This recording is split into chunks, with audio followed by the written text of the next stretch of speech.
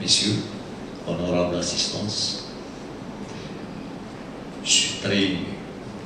Franchement, je suis très ému. Et je ne faisais que faire avancer les choses depuis les gens qui me connaissent. Et je continue dans cette lignée.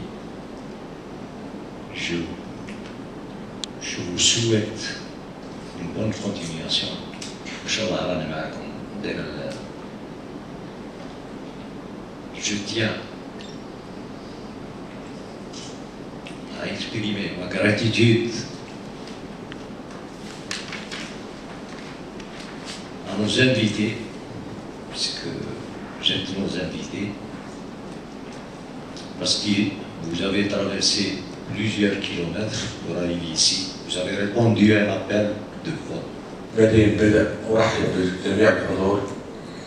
إنه اليوم يعني نقول مناسبة طيبة التقت بعيد الاستقلال وعيد الشباب وكذا عيد ميلاد الجمعية عسكر.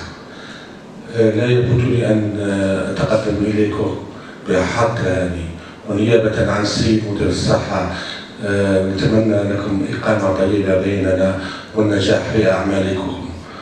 ولهذه المناسبة أعلن رسميا هذا اليوم مفتوحا وتمنياتي لكم بالنجاح في أعمالكم وشكرا. Le système des pays orientaux a donné fait qu'ils devaient penser à améliorer la prestation au sein des établissements pour obtenir une satisfaction au sein parmi les patients. Pourquoi la qualité? La qualité car elle est devenue indispensable où les établissements font des efforts énormes, mais ces efforts qui n'ont pas donné la satisfaction au sein des patients et la famille. Non, c'est vrai, c'est une question un peu pertinente. Et si on parle des indicateurs, est-ce qu'on fait toujours la qualité au sein des établissements de santé? Ça me laisse à fil des indicateurs de qualité, ou là, des indicateurs de processus, ou là, seulement uniquement des indicateurs.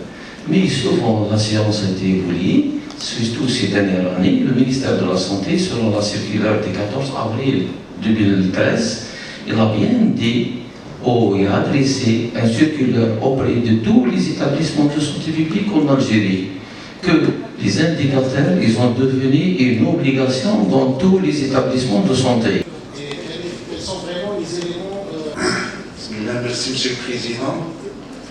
Donc, c'est pour permettre, Monsieur le Président, est-ce que je puisse dire quand même un petit mot pour cette rencontre.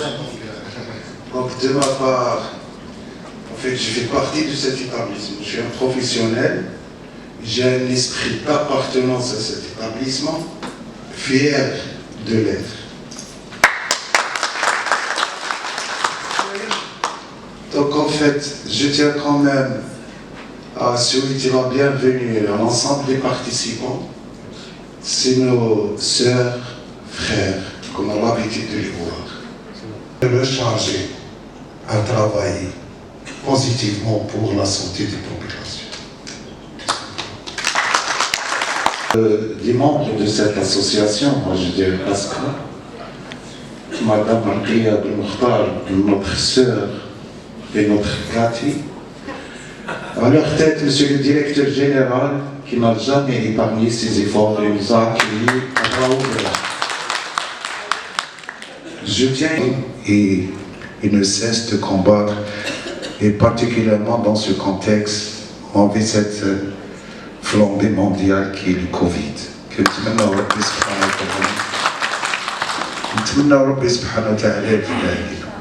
recharger. Monsieur le Président, merci beaucoup de m'avoir donné cette occasion pour faire mes déclarations. Ça, c'est professionnel en tant que professionnel. Revenons à votre question, c'est-à-dire si vous allez bien signaler, c'est-à-dire si on a un projet au niveau de cet établissement, c'est-à-dire là, Dr Pilzege, concernant le projet de qualité dont elle a déjà évoqué M. Boussir Znagé tout à l'heure. Donc en fait, permettez-moi de faire quand même un petit rappel pour être un petit peu objectif autour du thème qui est la qualité et la sécurité des soins. Moi, je vais le faire toujours, et avec tous mes respects aux professeurs d'enseignement paramédical, je tiens à remercier, c'est pas facile. Moi, je fais partie quand même, j'enseigne. Par définition, dans la santé, selon l'Organisation mondiale de la santé, c'est le bien-être physique qu'on apprend tout, hein, c'est élémentaire. C'est le bien-être physique, psychique, social de l'être. Que ce soit un risque infectieux, soit un risque toxique. La question qui se pose également, qui va donner ces soins de qualité? Là, c'est important. Et donc, on revient avec notre professeur. C'est l'enseignement, c'est la formation qui est très importante et que moi, je pense, à mon avis, qu'il faut le voir. Pour l'accueil des stagiaires, comment dispatcher les stagiaires. Donc, on a une petite expérience au niveau de cet établissement parce qu'il y a une annexe de formation paramédicale. Je pense qu'il y a annexé à l'école de Schliff. C'est important également, et dont on est notre but, bien évidemment, le côté formation. Donc, là, c'est des questions qui doivent répondre par le biais des différents... Honorable assistante, je suis vraiment contente après la pandémie qu'on a vécu des moments très difficiles et qu'on se retrouve après 2 ans ensemble. Vraiment, c'est un flambeau qu'on est en train de prendre à nouveau pour avancer dans la qualité des soins et la sécurité du patient, qui est bien sûr basée sur la ressource humaine qui est l'infirmier. C'est l'être humain qui est la base de tout projet sur notre univers. De la qualité des soins et la sécurité du patient. Introduction et généralité. Le professionnalisme en milieu hospitalier est un atout pour une carrière professionnelle. Et leur évaluation, comme il a expliqué tout à l'heure M. Boussir.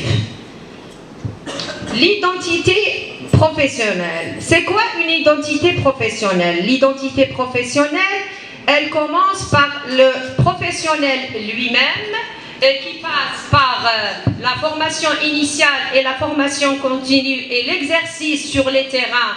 Il devient un expert dans...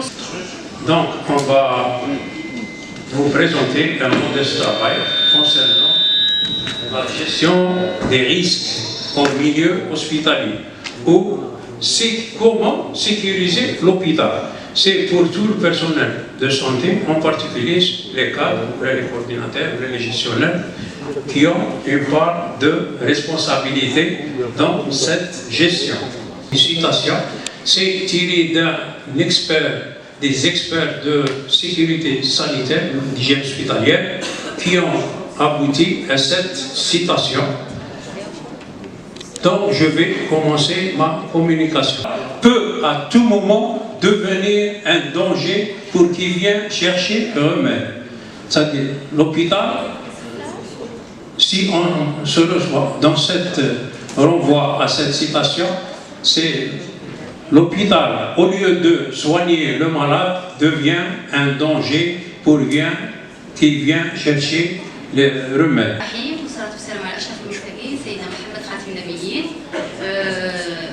Salam alaikum. Je souhaite la bienvenue à tous. Avant de commencer, permettez-moi, chers collègues, amis et invités, de lancer un grand merci aux membres de l'association ASCOA qui ont veillé à la préparation de cette première journée qui porte sur la qualité et la sécurité des soins en milieu hospitalier. C'est que l'hygiène est une condition primordiale pour assurer la qualité et la sécurité des soins dans nos structures sanitaires. Le laboratoire d'analyse médicale fait partie intégrante de ces structures sanitaires. Donc, il doit lui aussi répondre à ces conditions de sécurité et de sécurité. Donc, selon une note en nursing citée par Florence Nightingale, l'hygiène hospitalière n'est pas que l'hygiène domestique, mais il s'agit d'un ensemble de démarches de prévention, de protection et de précaution afin de lutter ou bien pour maîtriser les infections associées aux soins. Aujourd'hui, je vais essayer d'être brève. Je sais que vous êtes fatigués. Alors, je vous ramène aujourd'hui quelques recommandations des soins post-opératoires. Ça reste un petit peu de la théorie, mais on aimerait bien se rapprocher le plus possible. Et je pense que c'est l'intérêt de ces réunions et de ces challenges pour voir un petit peu ailleurs les choses, comment ça se passe, et d'essayer un petit peu de rétablir les choses à notre niveau.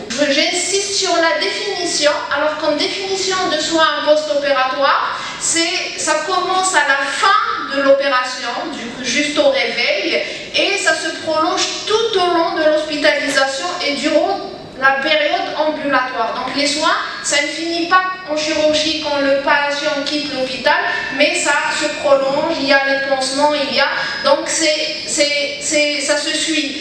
Donc si on fait une définition théorique, c'est de la fin de l'intervention et se termine quand le patient a retrouvé son équilibre biologique et physiologique. Il y a de la place pour former un bloc opératoire spécial pour la scoliose. Avant, on opérait une fois par semaine dans un bloc central, et donc c'était insuffisant, une scoliose par semaine, c'était vraiment insuffisant, avec 4 lits dans un service de chirurgie pédiatrique. Donc vous imaginez un service de chirurgie pédiatrique, le seul service de la wilaya qui draine pratiquement toute la wilaya et les wilayas limitrophes, vis-à-vis du Covid et après le Covid, et après on avait une journée opératoire, donc au maximum on faisait, en gros maximum avec les missions, avec notre missionnaire, etc., on faisait à raison de 55 à 60 malades par an.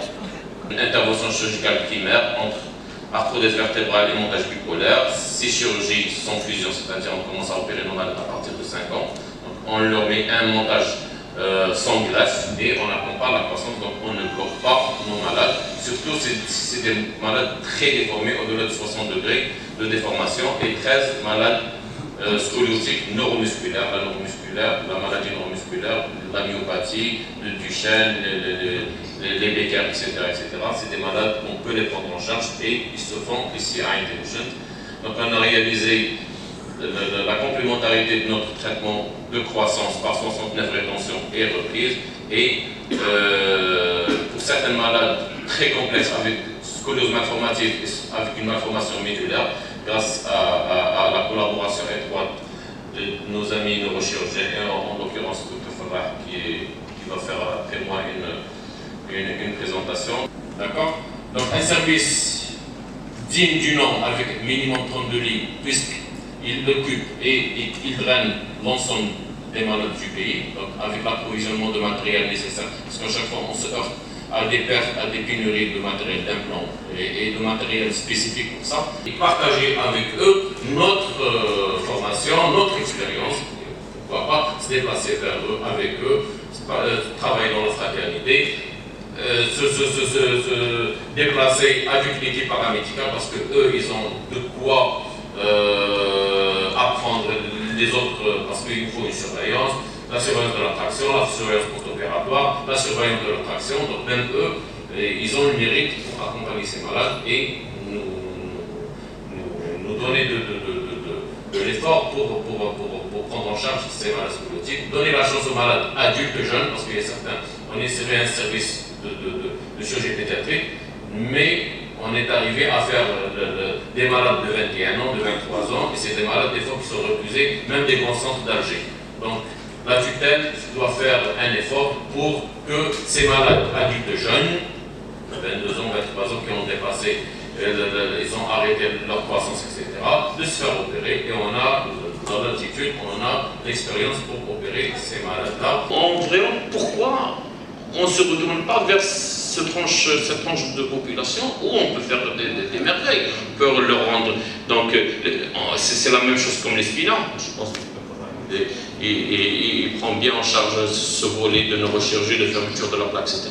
Mais ils ont un excellent, sauf qu'ils n'ont pas d'hydrocéphalie, ils n'ont pas une malformation au niveau de leur cerveau, mais c'est des malades qui sont très très intelligents. Et c'est vrai qu'ils sont paralysés de par leur spina, mais il faut bien les verticaliser. Il faut à côté des malformations vertébrales que par la croissance ils vont aller d'un côté ou d'un autre, mais il faut les verticaliser grâce à ce montage comme je vous ai montré, et ils récupèrent très très bien leur verticalité et leur position assise. Bonjour l'avenir, etc.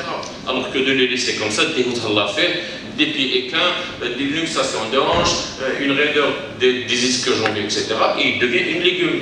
Donc il ne mangera pas, les escarres, les trucs des fanères, la complication de surcharge pulmonaire, précardiaque, bonjour la catastrophe. Alors si on le prend en charge dès le départ, avec une bonne rééducation, avec un montage au bassin, s'il y a une luxation, on les réduit, avec des ténotomies simples, des fois avec des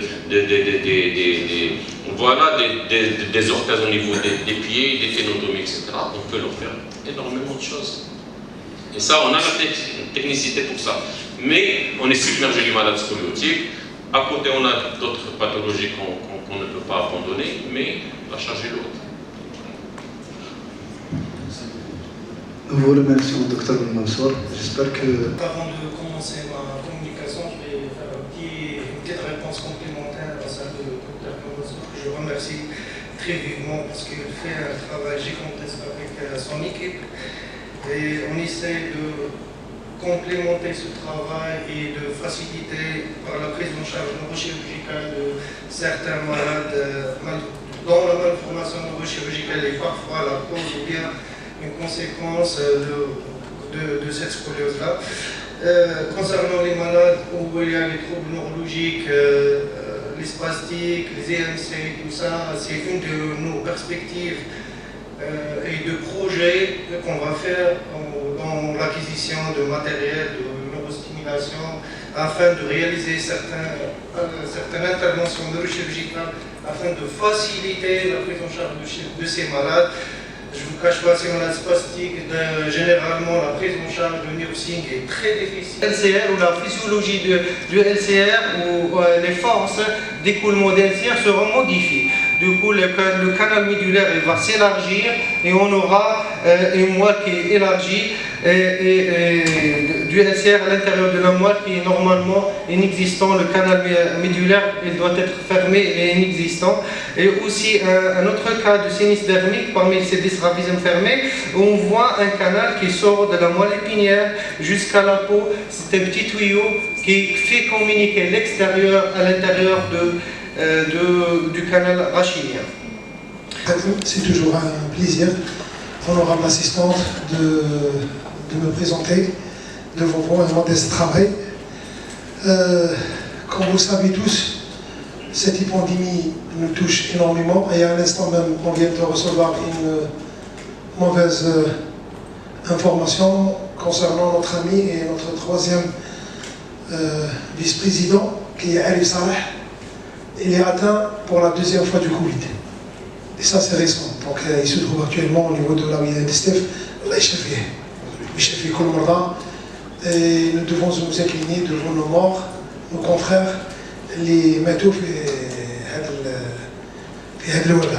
puisque je ne peux pas m'expliquer, je ne peux pas me mettre à la place de quelqu'un qui est touché par le Covid. Alors, les travailleurs de la santé du monde entier sont disponibles. Les images de ces travailleurs exténués, ils sont fatigués, le burn-out qui se battent pour sauver des patients touchés dans le monde entier. La sécurité et la santé au travail du personnel soignant est primordiale pour leur permettre d'effectuer leur travail en cette période de crise.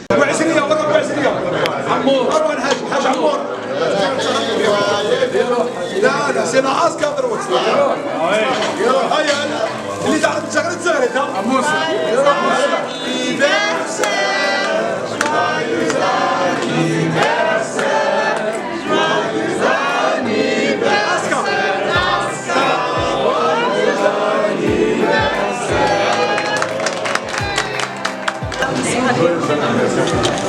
Bonjour à tous, je me présente Rata Bouchra et ma collègue Madeleine Marois.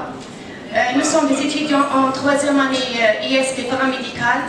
Nous avons l'honneur de vous présenter notre communication intitulée sur l'éthique au quotidien, puisque l'exercice de notre profession infirmière comporte des exigences morales de plusieurs ordres, et que notre profession c'est le respect de la vie humaine, puisque la responsabilité est lourde et fondamentale sur le terrain de la moralité. Infirmier qui est régi par des textes et des lois, et dans le terrain par la moralité.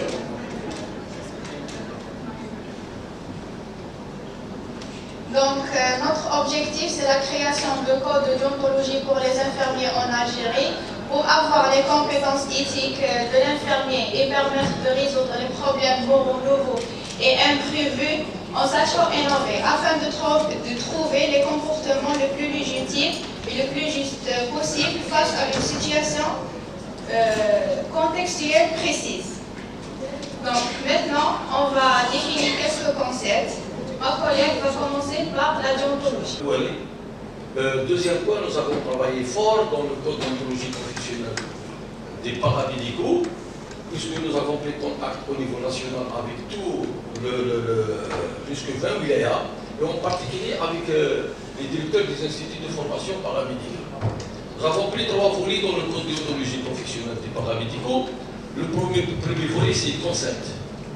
Les concepts, nous avons fait les 2 concepts du code déontologie professionnelle qui sont très bien détaillés, qui parlent sur le secret professionnel, la bonne réponse, éthique, morale, droit, devoir, etc. C'est les 2 concepts.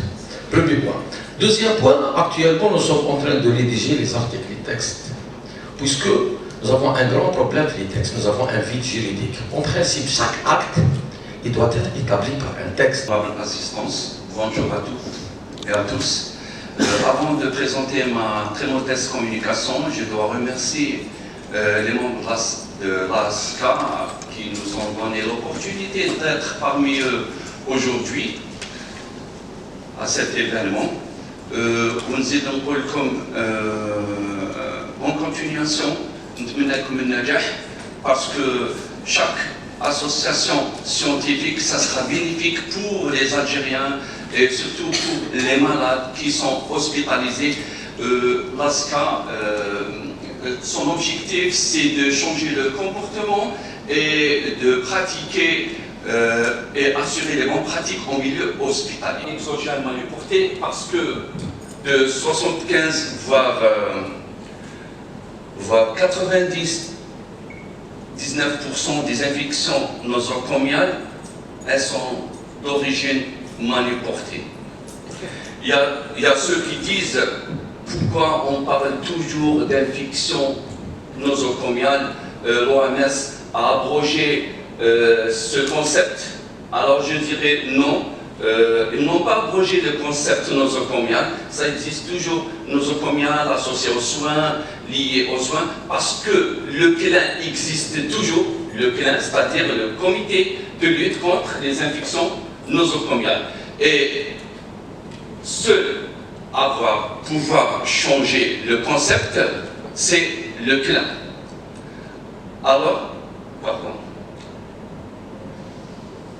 les infections nosocomiales constituent un véritable problème de santé publique par sa mortalité, morbidité et par les coûts qu'il entraîne pour le système de santé. De faire une bonne friction sur les espaces interdigitaux et sans oublier de faire une petite rotation, merci beaucoup, rotation par rapport aux 2 pouces, et on termine avec les poignées jusqu'à séchage complet de la solution hydroalcoolique, et on aura les mains qui sont prêtes à assurer un soin de qualité avec asepsie.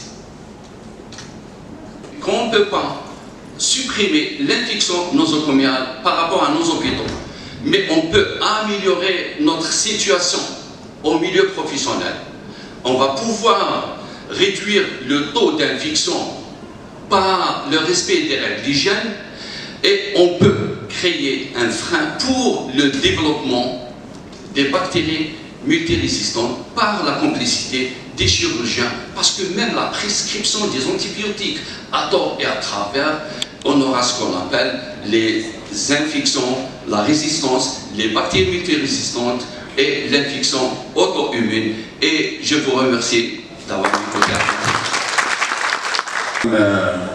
أخ موسيف رئيس المجلس العلمي، وأن كما قال الأخ لكل بداية نهاية، ونحن نأتي على نهاية هذه الأيام الشكوية التي كانت بطبيعة الحال كانت جد غنية جدا جدا، ونتمنى أن تكون مفيدة لنا ولكم ولجميع مستعملي أو مستخدمي الصحة.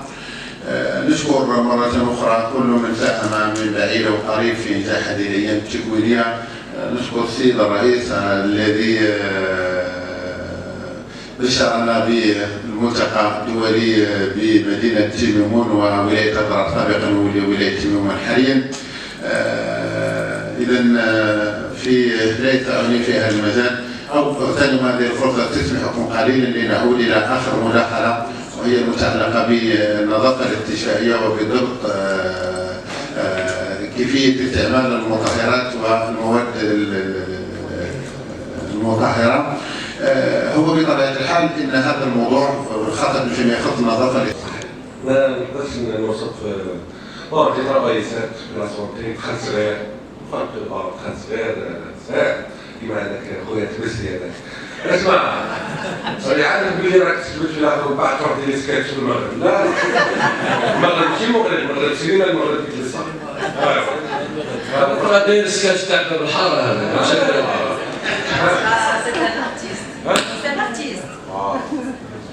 quand même. على ذلك من البارح هو يفيلمي فيكم. أنا je parle du personnel de santé, c'est-à-dire tout corps confondu. C'est que خدمت مع l'étranger, مع المسام, مع الميسيون كامل. Russe, cubaine, vietnamienne, chinoise, هنود, أنصار, لبنانيين. Donc, même les Algériens. Non, les Algériens, c'est pas des missions. Les Algériens الحق عطيلو ماشي نقول لك حقه مولانا هو اللي يمد الحق، مي قدروا عطيلو قيمة، ما تحضروش ما تظلموش، تديو واش بغيتي. moi c'est une expérience que j'ai même لا غلط هذا احنا كامل عمال، الله غالب، وانما كان المسؤول دوك لازم تحافظ على المؤسسه، لازم تحافظ على الممرض، لازم تحافظ على العالم الثاني، لازم تحافظ عليه. يعني فوا وين جو دي لي باراميديكو راه ديما يخرجوا برحمه ربي. دونك موا سكو جو دوموند حاجه الاولى بو جون باسكو احنا كيما قال واحد نعطيكم واحد المثل يقولوه شويه في الشرق، انا جاز مجازي وتقطع جهازي والنساء يفهموها باسكو كبرت صاي جاز تاعها صاي كفرت. دونك احنا كملنا الحاج باشي هذا الحاج صاحب هنايا مدير هنايا بابا زوج هنايا هذا جالس تاع essayez de prendre مع الجماعه هذول الشيء اللي خدمتوا عليه. Et deux, ce que je demande à la formation, je dis bien à la formation, soit les instituts de santé publique, soit les écoles privées. هنا عندنا une annexe هنا وراني نشوف في وشدينهم او عندنا معنا الحاج ورا ما شاء الله مي لي جون هذول صاي سي بلو كوم لي بيو تاع الاخر يجي داخل نورمال ما على بالوش. احنا بكري كي نشوفوا الموزيني لذلك نحطوا لي سنوات داخلين. دونك ايسي داكوتي اسي ستاجير قبل ما يقرا ما ندخلش على التكنيك باسكو لو كارديو قاعد تتخيل الموديل الواقعيه البيرسونيل باراميديكال تاعنا سيرتو فيمينا في الليل يقعدوا معاه خليه يحكيوا معاه ان بيو 80 سنه كي جاو يخرجوه قال له ما نخرجش والله ما حب يخرج قال لي انا هذا ديريكتومون قال لي انا ما نلقاش ولاد كيما بناتي ابناء كيما بناتي هذول دونك هذه ساتوش سي فريمون ما نطولش عليكم انا نتمنى العوده ميمونه للجميع جماعه اللي قاموا بهذا الملتقى بارك الله فيكم انتم ذوق نتمنى ان شاء الله كنا في حسن ظنكم والاستقبال كان مليح ونظن ما نشكش انا في بوسيل بون هو صح شويه ملخبط بصح من جهه التنظيم ما نشكش فيه هو صح انه خطين في زوج موسى هاو بعيد عليا موسى بعيد عليا بصح هو راه شويه دونك نتمنى لكم عوده ميمونه وان شاء الله تكونوا استفدتوا من هذا الاخر بيبان je parle au nom de l'ensemble du personnel de Dr Bezzatir de l'établissement بيبان مفتوحه في اي وقت مرحبا بكم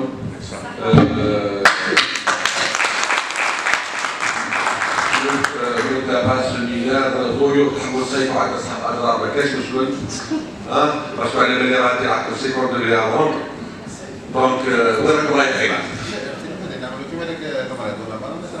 مرحبا دونك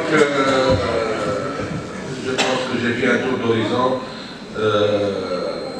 ان شاء الله تكونوا استفدتوا من الايام من هذا اليوم الدراسي وكنا نتمنى ان شاء الله يكونوا ايام اليوم واحد ما يكفيش بها الناس تلاقى مع بعضها وتعرف مع بعضها تبسها نشوفوا نزلوا في الطايله با بروبليم ايوا